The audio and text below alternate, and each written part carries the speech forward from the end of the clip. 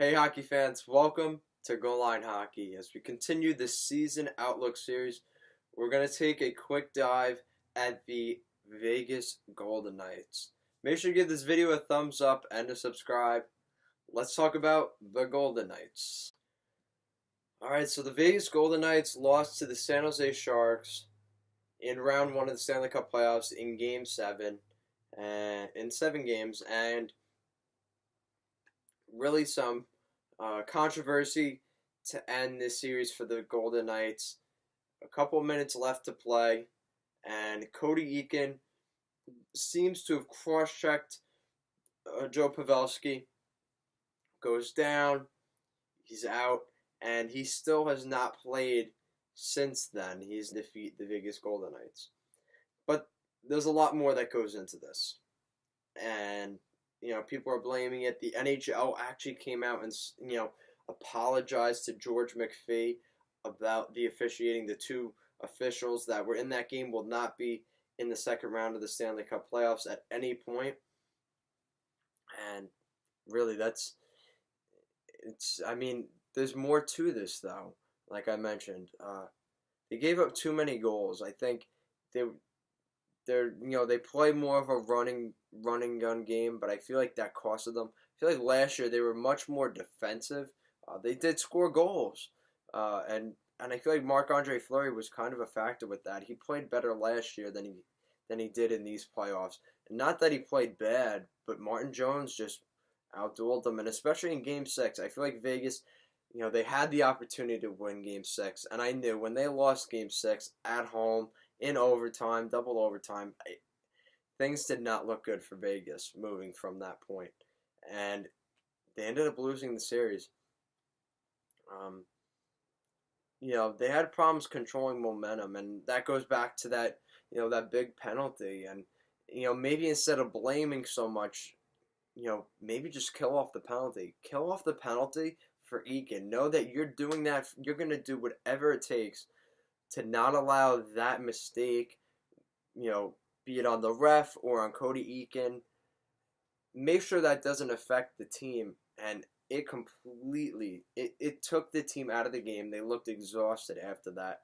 And San Jose had all the momentum. The fans were crazy and into it. And that was it. They lost control of the game.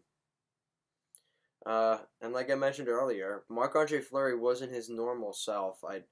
The Game 6 double overtime goal.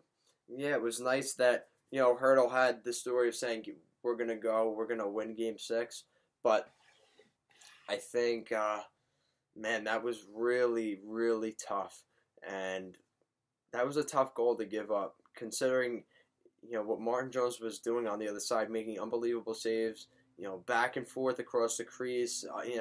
He was unbelievable.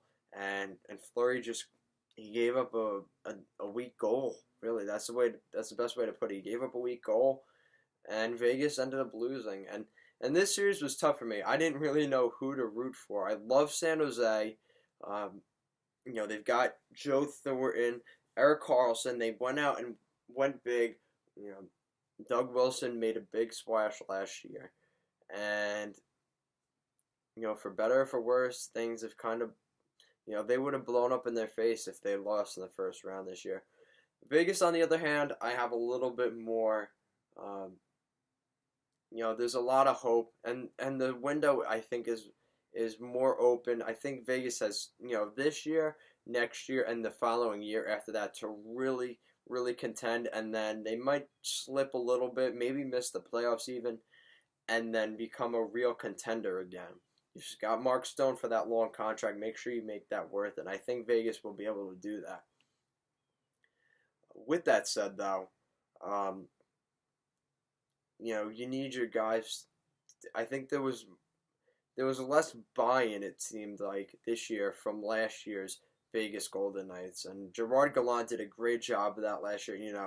All of you here, prove people wrong. You're not supposed to be in the playoffs. Everybody doubts you. They were willing to just let you go to an expansion team and prove them wrong why they should have let you just walk off on your own. And there was more emotion. There was more it was a different vibe last year with Vegas.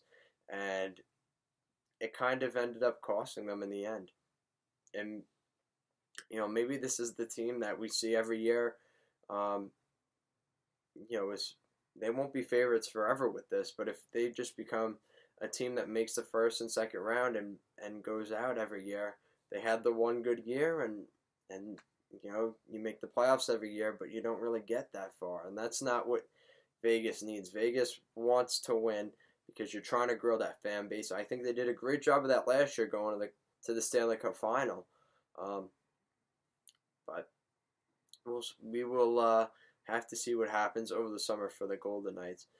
In terms of rumors for Vegas, I think it's going to be pretty quiet, and haven't heard too much